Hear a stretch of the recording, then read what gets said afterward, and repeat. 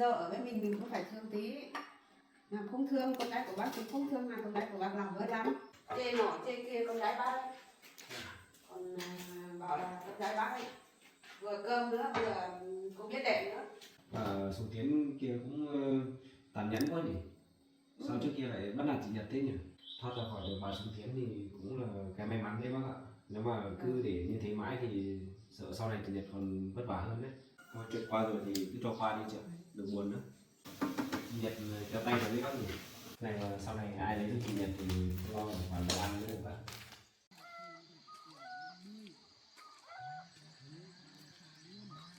Bây giờ làm cái cống này nữa là tầm 20 mét, cái đoạn đường đang dở đấy nữa xong rồi.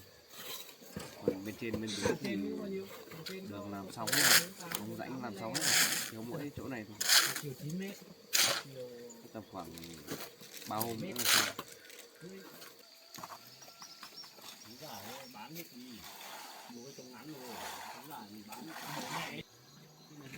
Bố ơi, Cái vật liệu ở đây ông nào bảo muốn chế nhỉ?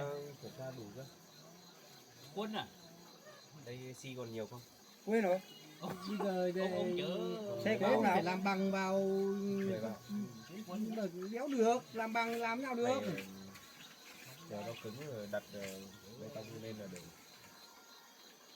Được, có cứng được không? Không cứng được, lúc ghép phải chống nó tụt mẹ làm sao? Xong chờ nó cứng mới làm tiếp được. Anh sợ nó đéo cứng đủ lực, mai sau đổ cái mái đấy nó cũng ấy lắm chứ, nhiều khối lượng lắm chứ, nó vào vậy hơn 100 mét vuông, nhiều khối bê tông này.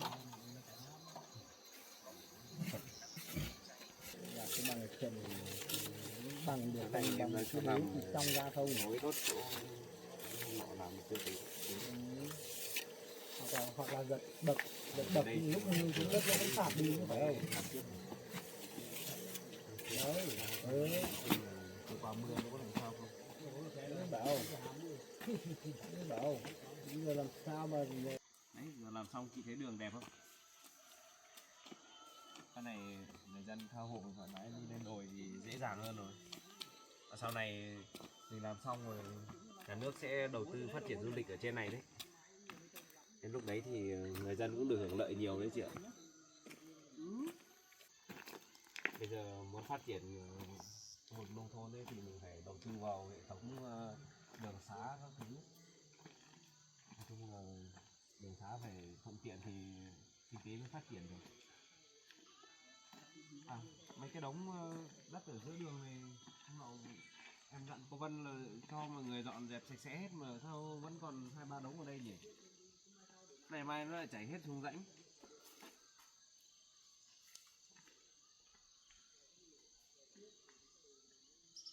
Cái rãnh đường như này ở bên trong này em bảo là cho mọi người lấp hết đất vào, lấp cho kín vào. Cái này chắc là mấy hôm mưa đất nó tự trôi xuống đây nó tự đầy rồi thôi. Nhưng mà nếu mà nó tự mưa xuống thì nó không được chặt bằng mình nhồi nhét ấy. Mà cái đất này nó dễ lở lắm, không phải để ý.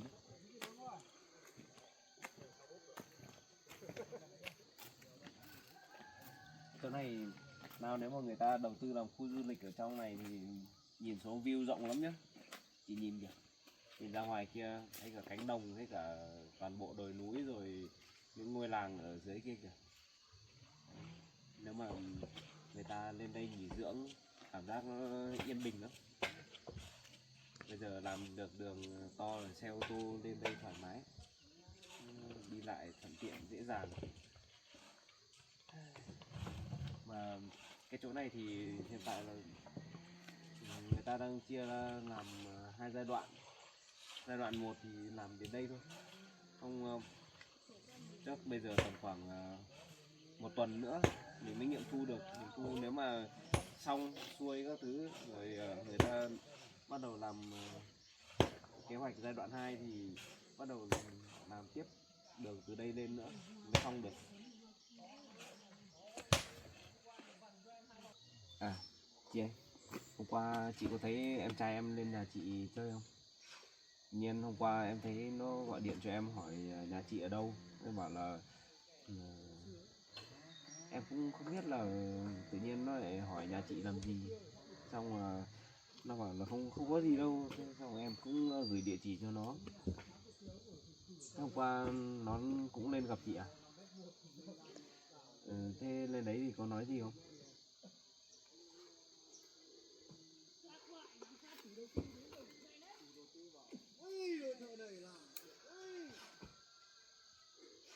Hôm qua thì ở công trình cũng bận việc nên là em để nó mình ở nhà, chắc là nó buồn chán, muốn đi tìm chỗ chơi cho khuây khỏa.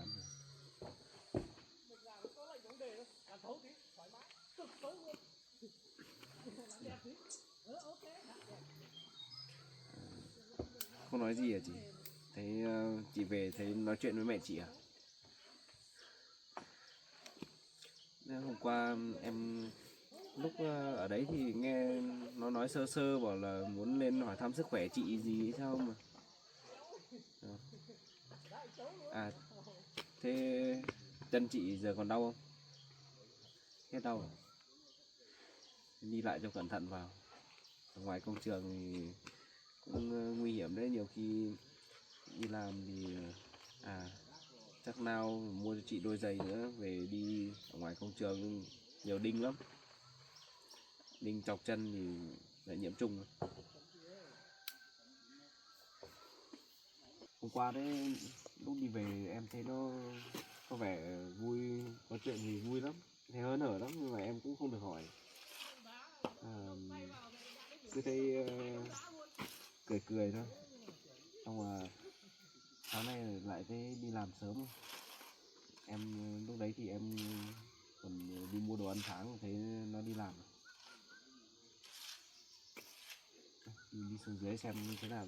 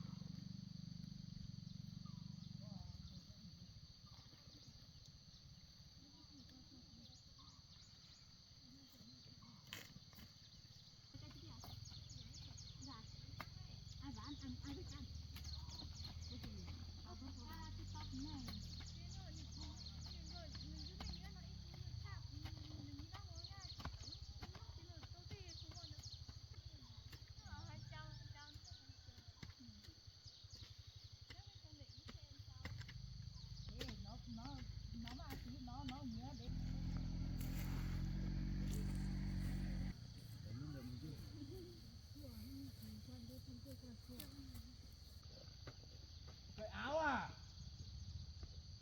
Cởi áo rồi à? Cái tuổi này chắc trời mưa lười thôi mà.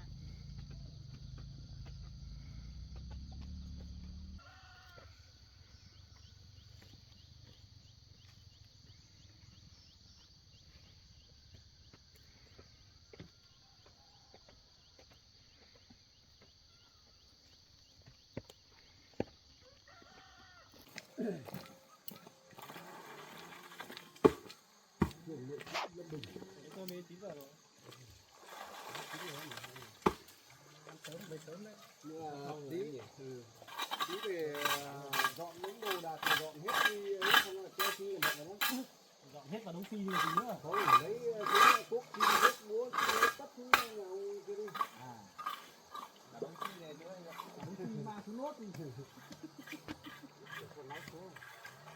Cái thứ làm việc nữa phải Lấy búa xong rồi cuốc chim rồi cứ cuốc để các thứ lấy chung kia hết rồi mà làm hai cái lên. người có phải mang thuốc không? Chỗ này thì ở đoạn dưới thì không làm rãnh được, trên thì mai làm xong cái chỗ cống kia mình vẫn làm nối lên đến đây.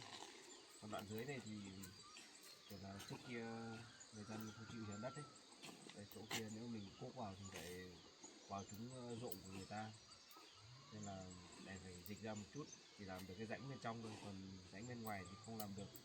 Mai cống mình sẽ cho nước thoát hẳn xuống dưới này, nó không ảnh hưởng gì đâu. Chỉ có một đoạn kia là nó sát với tả ly quá, nhưng mà nó cũng không ảnh hưởng gì đâu. Ở bên dưới nó cũng có đá kè, nó không sao đâu, không lở được.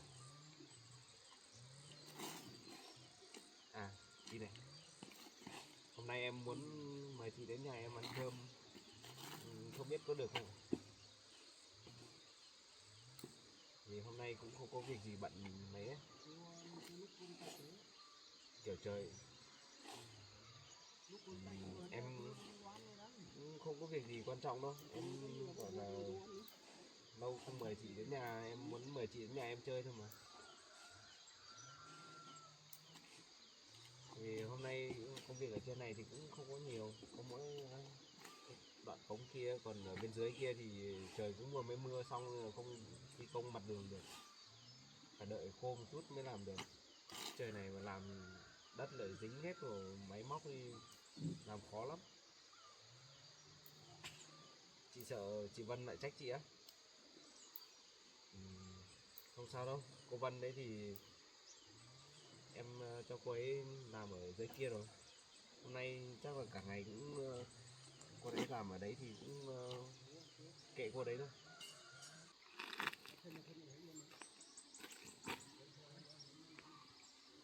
Trên này mọi người làm nốt buổi này là cũng sắp xong rồi. Tí nữa làm xong cái cống kia rồi còn dọn dẹp qua một chút nữa. Chị bảo chị ngại á, sợ làm phiền em á. Không phải ngại đâu. Không phải là em mời chị xuống đấy để chơi không đâu. Em bảo chị xuống đấy còn có một chút việc muốn nhờ chị nữa đấy. Còn có một chút sổ sách mới, em muốn nhờ chị xuống đấy làm giúp em, sau đó là để thể lát nữa ăn cơm ở đấy xong chiều mình lại đi làm cho tiện. Chứ bây giờ cầm đi cầm lại nó cũng mất thời gian, với cả ở đấy làm việc thì nhiều cái chị chưa hiểu thì chị có thể hỏi em luôn để dễ dàng trong quá trình làm việc nhé. Thế thì mình đi về thôi, về xong là lát nữa em giao việc cho chị, xong là chị làm với em, lát nữa ăn cơm đấy luôn.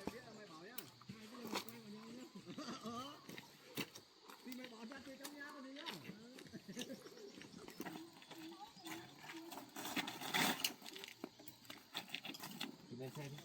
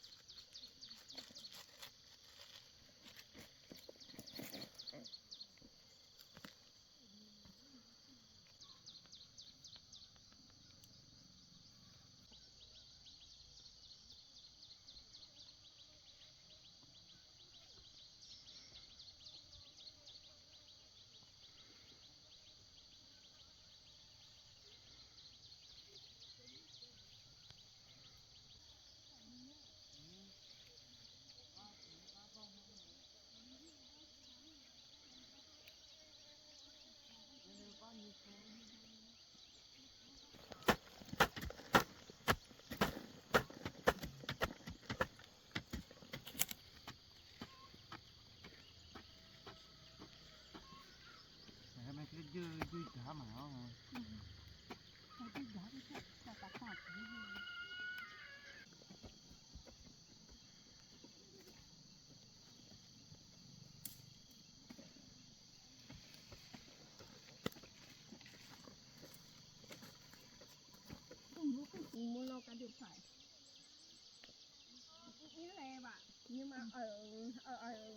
ở trong viện phải có 900 triệu ạ. 900 triệu à? Nó bảo thế mà Chắc nó phết cũng chưa sai. thế mà nó như tôi nói điên thiên Thiên. Nhưng mà lúc đấy xây dừa chưa nhỉ? sai đi đường sang nơi nào mà Thế mới thấy nguôi nguôi ở một chỗ kia phải không? Thế khách thế mấy thì mà mới đặt chân. nhưng mà có nhiều có nhiều 900 triệu Mỗi cái một cái quá bên một cái gì. Tiền nó cơn mà nó học cái cũng năm bộ cái gì nhiều à.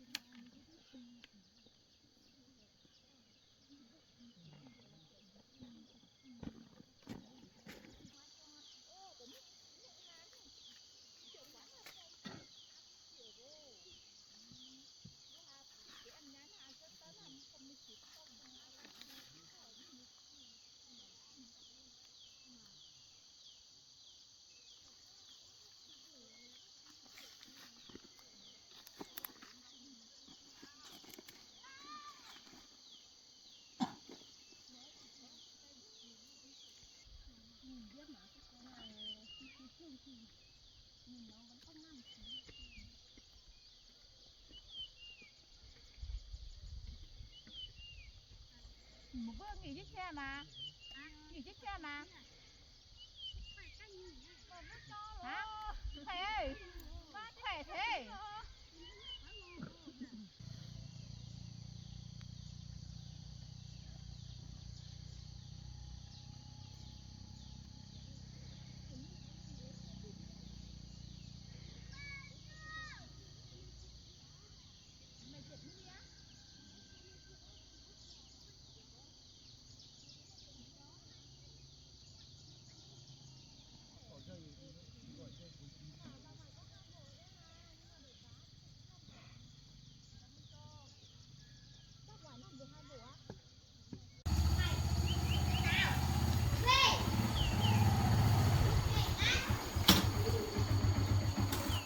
Đến nơi rồi.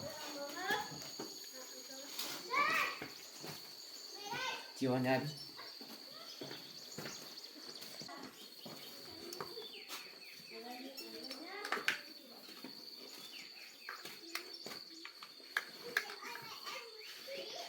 Chị đi chết.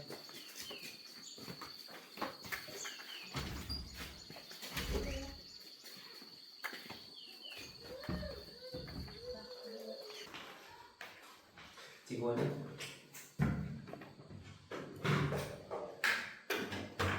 Chén một chút để em đi lấy nước.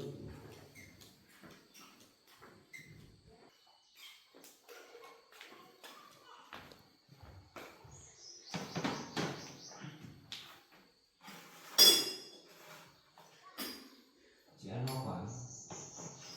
Quả em mua về một mình thì cũng ăn một hai quả không chán. Chị uống nước đi.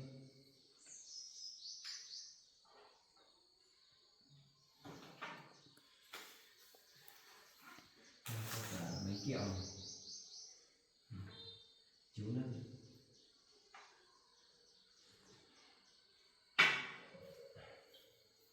À, đây.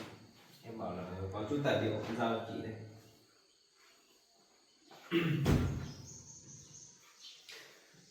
Đây là hồ sơ dự án mới. Đây tất cả các hạng mục ở trong này thì em có ghi rõ đây rồi. Chị xem qua sau đó là chị nắm qua một lượt đi để sau này em giao cái phần này cho chị thì chị quản lý cho nó dễ.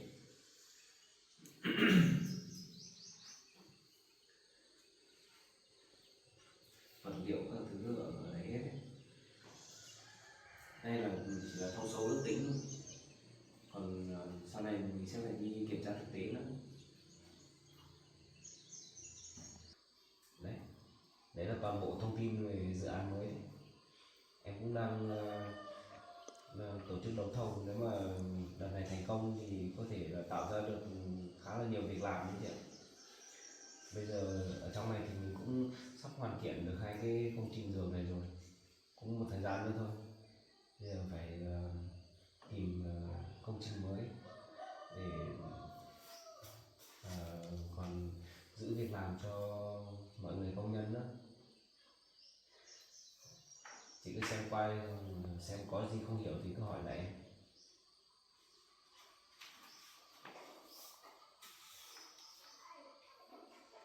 Cái này thì cấp trên vừa mới gửi xuống cho em nên là hôm nay em mới đưa cho chị xem trước đấy. Cái này chỉ có mỗi chị và em biết thôi.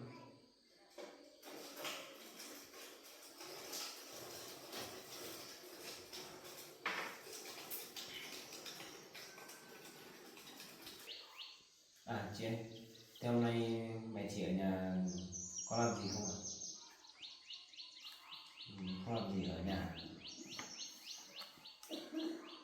Hôm nay em cũng tiện thể muốn mời chị ở đây ăn cơm ấy, thì cũng muốn đón bác gái xuống đây xuống nhà em chơi một lần cho biết. Vì em cũng chưa được mời mẹ chị xuống nhà em bao giờ đấy. Hay là bây giờ em đi vào đón bác gái ra đây chơi gì?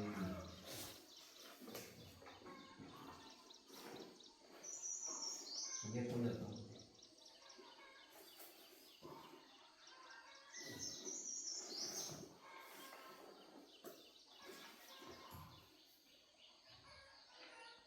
Em chỉ sợ bác gái ở nhà làm việc gì bận nên không tha được.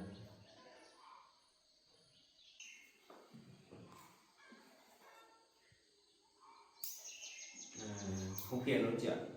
Mà hôm nay mẹ chị bảo là đi làm thuê trồng keo cho người ta ấy. Không biết là bay về chưa nhỉ? Giờ này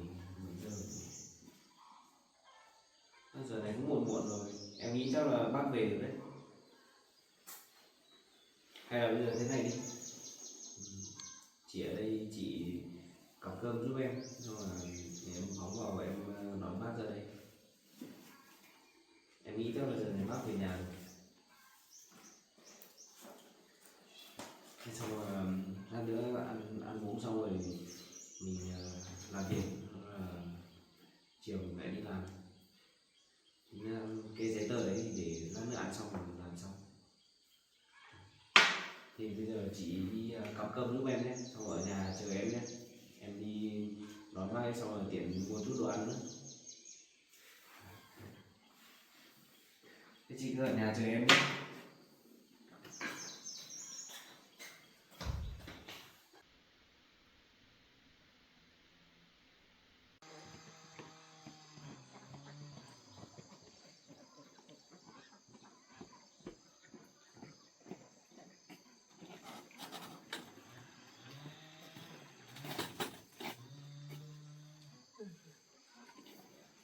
Cây rồi thấy con gái đâu, con gái đi làm thì về.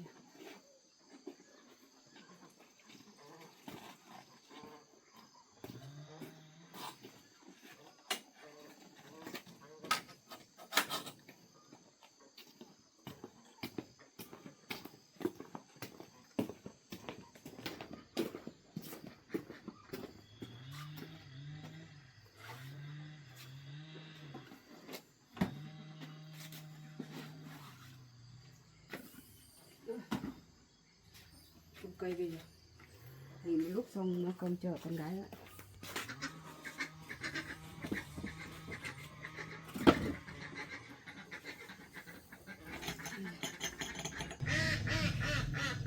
Hôm con gái đi làm về cũng sớm rồi, nay sao giờ này chưa thấy về. Thôi mình nghỉ một lúc xong sang bếp nấu cơm chờ con gái về.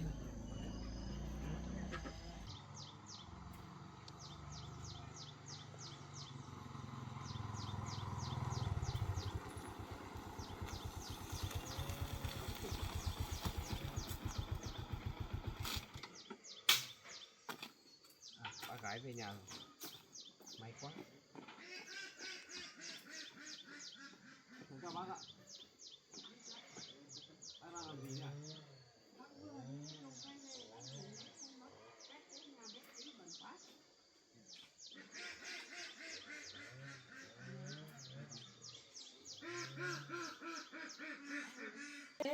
cháu lên đây mà con gái của bác cũng theo cháu về à? Dạ, chị Nhật đang ở nhà cháu rồi bác ạ.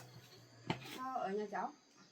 Dạ, hôm nay cháu mời chị Nhật đến nhà cháu ăn cơm, xong là cũng tiện thể có một chút việc muốn giao cho chị Nhật nữa. Ăn cơm xong rồi làm việc ở đấy luôn cho tiện bác ạ.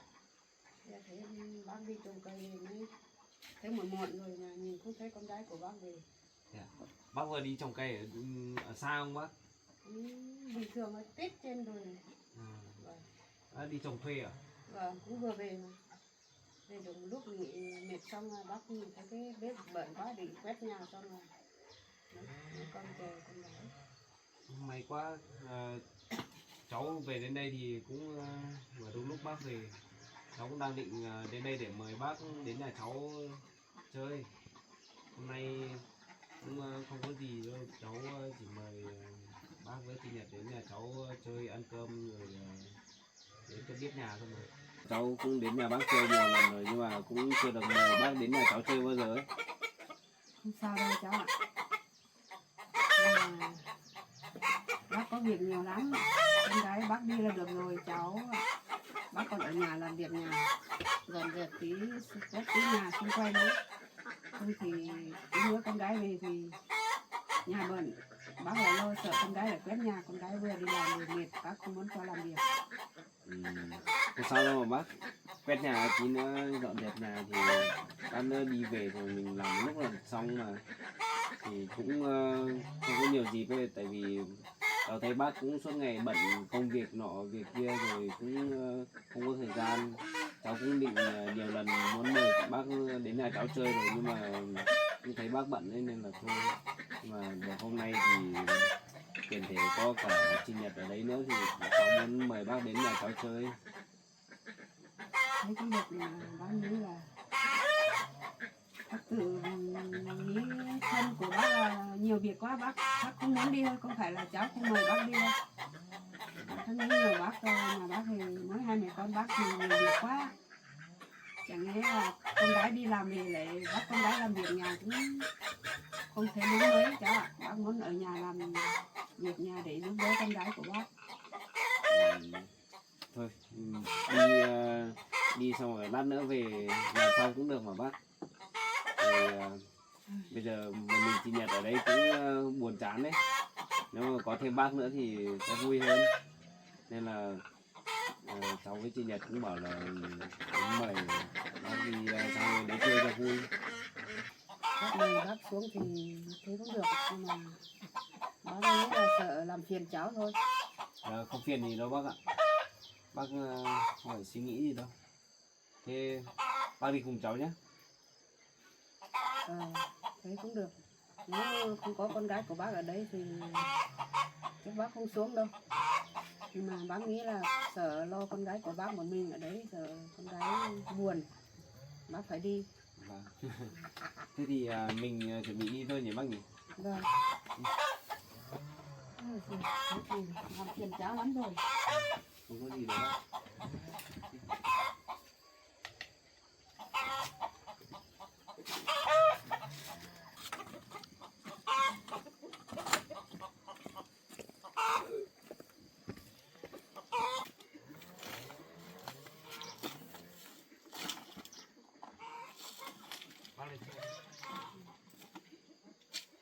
Cháu về vội quá quên.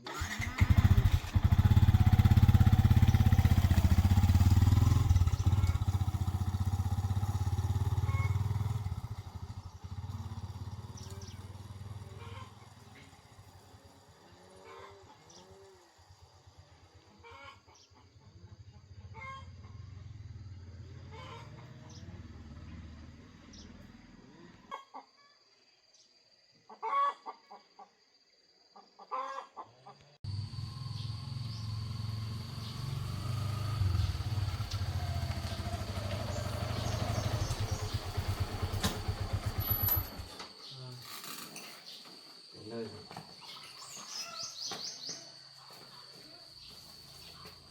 bác đi vào nhà đi. Bác cầm hộ nha. Đi vào đi để cả sách.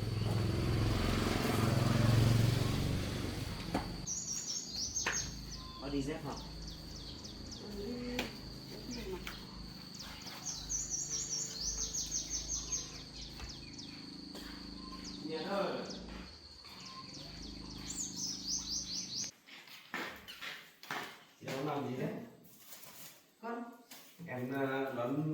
về đến đây rồi. Con hồ Bác cứ đi dép vào bác. Đấy, bỏ dép. con hồ cháu ngồi lao bàn. Hôm nay em đi qua ngoài quán như không thấy có gì, mua được ít thịt lợn với nước cắn. Mẹ vừa đi trồng Thịt cây lợn thì này thì chắc là xào không chị ạ? À còn có thịt gà em để trong tủ này nữa. Là em quên không được bảo chị. mẹ hồ con lượn. Đây chị ạ. Lắm không được vào cái nhà này. Gà hôm qua em mổ sẵn rồi nhưng mà cũng chưa được làm. Bây giờ thấy khác hẳn rồi con này. Trước kia bác cũng thường đến đây rồi phải không? Vâng, nó cũng lâu lắm rồi không được vào. Cái nhà này thì theo chủ cũ người ta bảo là từ trước tới giờ vẫn chưa tu sửa lại cái gì nên là như nào ngày xưa như nào bây giờ như thế bác. Nó vẫn Thế cũng được vậy rồi. thôi. Đó. Trải qua thời gian nó cũ đi một chút thôi. Vâng, không sao đâu. Vậy con nấu thịt nhé mẹ đi. À thôi, bác ơi, bác đi ra ngoài kia ngồi nghỉ ngơi uống nước đi để cháu với chị Nhật làm cho. Bác làm quen rồi cháu ạ. Thì bác đi rửa.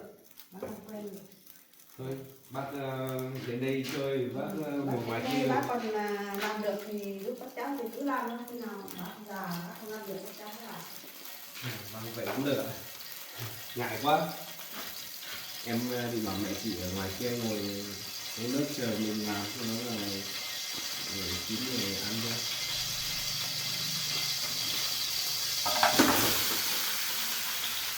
Cái thịt gà cái gì xào vừng ở đây có gừng. Cái gừng em để ở đây. Ăn nữa nấu về thôi rồi rửa đi đập cho xuống xào đi. Cái thịt lợn thì xào thịt gà giúp em nhé, để đi rửa cái thịt lợn này nhé. Để xào.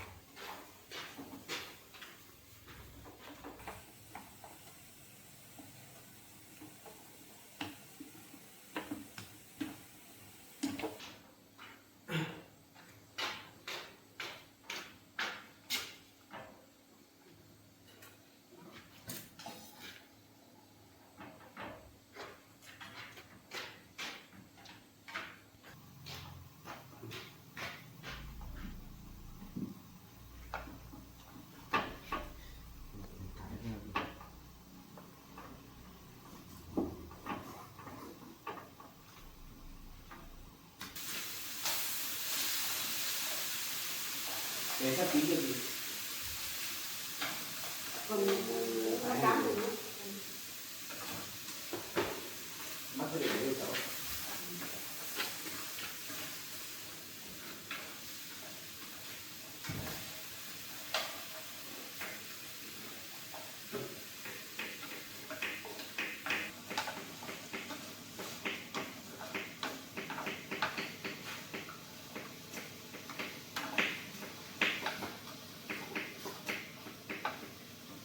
Nhật theo tay vào đấy bác nhỉ?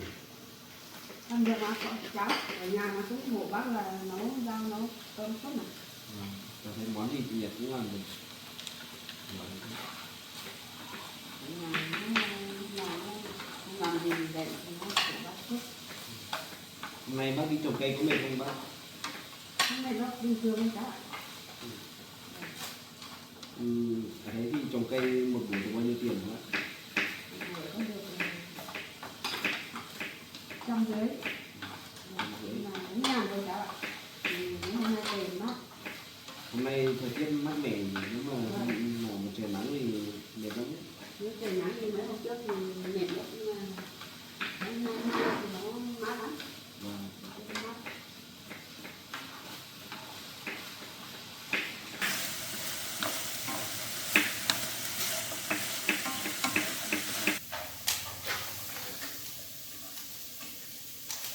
Cháu giúp đúng không?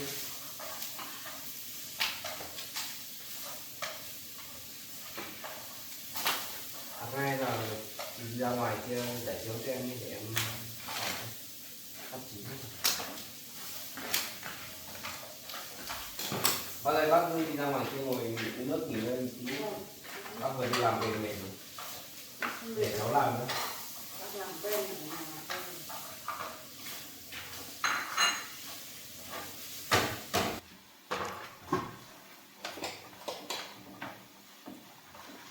Rồi. Dạ. Cái nhà này thì ngày xưa trước ấy thì bác cũng hay xuống đây ăn cơm mà. Lúc con gái bác còn về ở đây ấy, còn làm dâu ở đây ấy. Dạ. Vâng. Với lại cái căn nhà này ấy thì cũng có một phần công sức con gái của bác góp tiền ra để làm. Thì nhưng mà bà ấy, bà Sùng Tiến ấy thì nó không thương, nó ăn có gì ngon ngon thì nó không chịu cho con gái của bác ăn. Trước kia cái nhà này là cũng do một tay hai vợ chồng anh Hằng với chị Nhật Đấy. làm ấy. Dạ. Nhưng mà con gái của bác hồi đấy nó cũng chịu khó lắm. Nó đi với bà đi trồng ngô về, đến bữa ăn thì bà cũng không chịu cho ăn. Thì có món thức nào nó ngon thì cũng không chịu cho ăn. Nhưng mà đến lúc làm lại muốn đuổi đi làm cứ thế nào vất, nghiện nặng mới cho con gái của bác đi làm. Xong cuối cùng là con Hằng người đấy kia bỏ nhau thì mấy không chịu được, con Hằng mới vào trong mua đất để hai vợ chồng khán gia riêng ở trong này. Yeah. Cho cháu cũng nghe thấy chị Nhật kể bảo là ngày xưa cái nhà này cũng là chị Nhật cũng cùng anh Hằng làm nên, xong về sau về bác Sùng Tiến đấy thì ăn chơi chắc tán qua đi thì tất cả bị người ta dụ dỗ thế nào ấy mới bán cả cái nhà này đi. Cháu cũng nghe thấy chị Nhật kể bảo như thế, cháu cũng không biết rõ đầu đuôi như nào. Với lại nó rủ rỗ ăn chơi thì ăn chơi, nhưng mà con dâu ở với mình cũng phải thương tí. Mà không thương con gái của bác thì không thương, mà con gái của bác làm mới lắm. Đi làm cái gì cũng chả thấy tính cái gì, cứ toàn là bắt con gái của bác đi làm thôi. Xong rồi hồi đấy thì con Hằng cũng chưa bỏ nhau thì không chịu được mấy đi mua đất ra riêng. Cháu cũng thấy anh Hằng kể như thế, bảo là bác Sùng Tiến cũng không thương chị Nhật, suốt ngày bắt chị Nhật đi làm việc nặng này nọ các thứ, xong là phân biệt đối xử nữa nên là Có lúc chị Nhật cũng khổ lắm. Có lúc bác xuống đây bác đang bữa cơm ăn thấy bà Sùng Tiến nói con gái của bác còn thấy đau lắm đấy, nhưng mà bác không nói, bác cứ nhịn rồi, kiểu vào nhà thông gia thì không muốn nói. Chê nọ chê kia con gái bác ấy, còn bảo là con gái bác ấy vừa cơm nữa vừa không biết đẻ nữa, là một thời gian là cũng muốn cho con Hằng lấy nữa, cứ bắt con gái của bác đi làm việc nặng. Lúc đấy thì bác nhìn con gái của bác thì bác thấy thương lắm, nhưng mà lúc đấy bác thì không biết làm thế nào được. Giờ nắng cũng bắt con gái của bác đi làm. Và Sùng Tiến kia cũng tàn nhẫn quá nhỉ? Sao trước kia lại bắt nạt chị Nhật thế nhỉ? Nó đi làm muộn rồi còn không muốn cho con gái về đấy. Xong bác về mấy lần bác thấy thế này, bác nghĩ là cho con gái vào nhà này làm dâu thì bác thấy không biết làm thế nào được rồi. Nghĩ thì cũng quá muộn rồi. Cháu thấy chị Nhật mà thoát ra khỏi được bà Sùng Tiến thì cũng là cái may mắn đấy bác ạ. Nếu mà cứ để như thế mãi thì sợ sau này chị Nhật còn vất vả hơn đấy. Còn đi lấy thuốc về cho con gái bác uống, đùa con gái bác bảo uống thuốc này mới có thai. Xong là con gái của bác thì cái con Hằng nó cũng kiểu đang cần thiếu con đấy. Xong là cứ cho uống thôi, có biết đâu. Có cả chuyện này nữa hả bác? Có chứ. Con. Chị ra từ bao giờ chưa? Bà mẹ mâm hết rồi con ạ. Con giải chiếu chưa? Để cháu đi rửa cái chảo.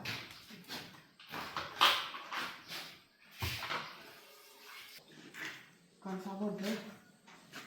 Chị nó coi là con buồn đâu.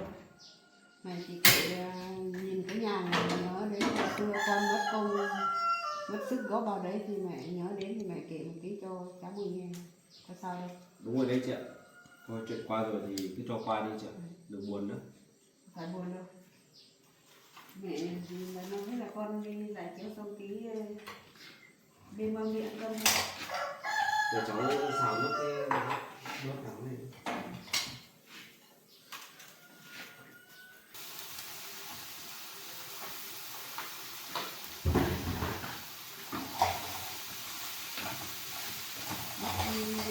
Nồi cơm chín chưa hả chị?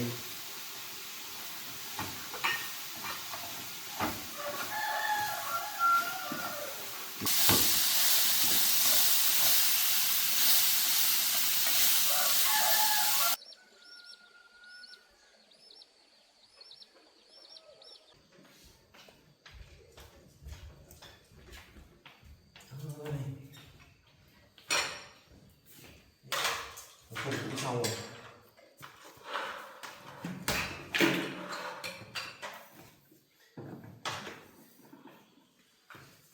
Mấy món chị Nhật nấu đây. Con gái ở nhà cũng hay nấu suốt mà cháu. Chị Nhật nấu khéo tay rồi đấy. Bác ngồi đi ạ. Vâng. Bác ngồi đi. Bác ngồi đi. Nhà cũng nấu quen, hai mẹ con thì không nấu thì không ai nấu cho, cứ nấu quen. Này mà sau này ai lấy được chị Nhật thì không lo một khoản nấu ăn nữa các bạn. Nấu được như thế nhưng mà mấy năm trước còn bị bà nội chửi ấy, bảo làm dâu mà lười thế. Mà ở với bác thì cũng thấy làm khá giỏi đấy. Cháu thấy chị Nhật giỏi lắm mà. Thế mà vẫn bị chê nhỉ? Đấy bị bà sùng tiếng chê. Bác ăn cơm đi, chị ăn cơm đi.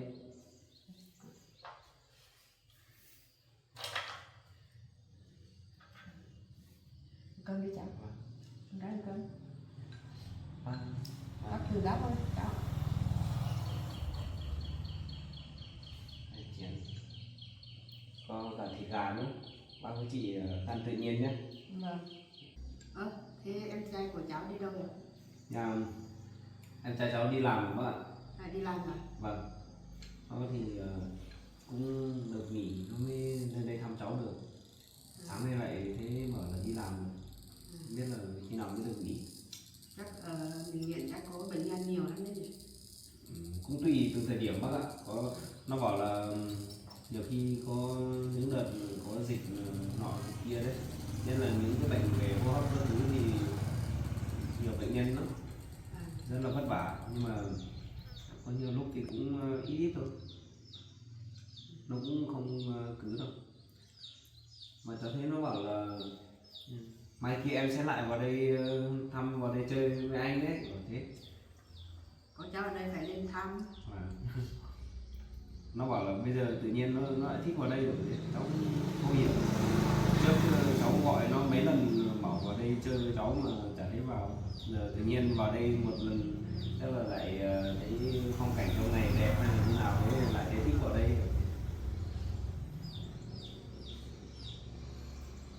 Chị ăn đi.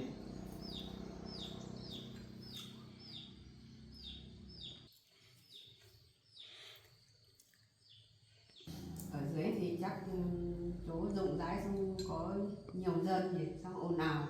Vâng đúng rồi bác ạ. Ở trên này thì nó gọi là chỗ chữa lánh thì nó không ồn ào mấy. Nói chung là ở ngoài kia thì ồn ào với cả không khí nó không được trong lành như là ở trong làng mình. Vâng. Nên là cháu nghĩ chắc là như thế nên nó mới thích vào đây. Vâng. Nếu cháu lên thì cứ cho ở với cháu đi, em trai của cháu ấy. Nó còn phải đi làm nên là chắc không ở được với cháu lâu quá ạ. Cũng thi thoảng lên được một vài hôm xong là lại đi. Vâng. Vì đặc thù công việc mà cũng không bỏ bê được. Trước kia chưa có công an việc làm thì còn nhớ lỏng được, còn bây giờ thì làm bác sĩ rồi thì cũng phải theo ngành.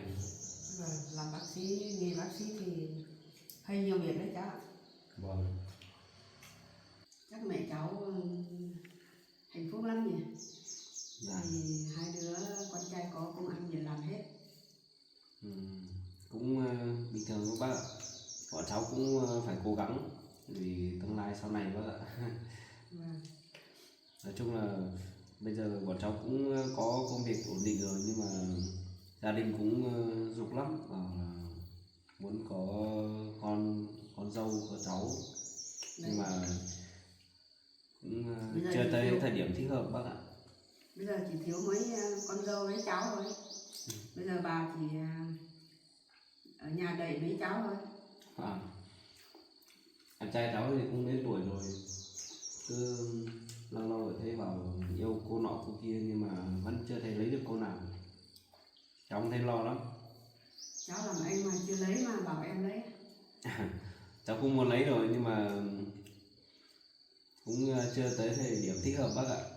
Cháu cũng phải lấy nhanh đi, Vâng, xong rồi anh trai mới lấy mới đúng chứ cháu. cháu đang cố gắng bác ạ. Vâng, thì cháu cố gắng nhé. Dạ vâng.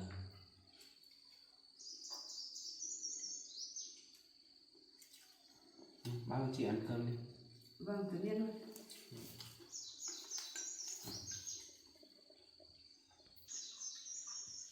Chị ăn đi.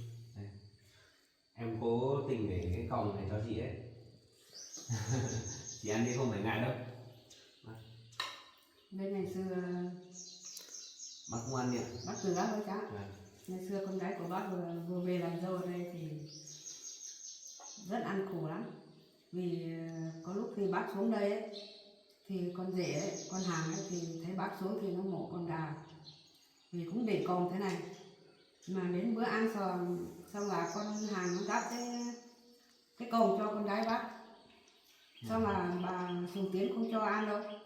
Nó gạt ra. Nó lại gắp cái chân thôi. Chân với cái miếng xương thôi. Gắp chân thế này đấy, cứ lại chân này, cánh này đấy. Có xương là cho con gái của bác nghĩ là muốn nướng bác dày lắm rồi nhưng mà không nên cũng ở nhà bà không ra thì bác cũng không dám nói. Dạ. Thì hôm nay thấy cháu gắp còng cho con gái bác lại nhớ đến ngày xưa ấy. Thế thôi, chuyện ngày xưa thì đã qua rồi, cho qua đi bác ạ. Mình không nên nghĩ đến nữa. Mình biết là bác Sùng Tiến đối xử với chị như thế thì đấy là điều thiếu sót của bà ấy, nên là thôi mình cứ coi như là không nghĩ đến nữa, Vâng. đỡ buồn. Thôi chị ăn đi. Mình có ăn được con gái. Không phải nghĩ nhiều đâu.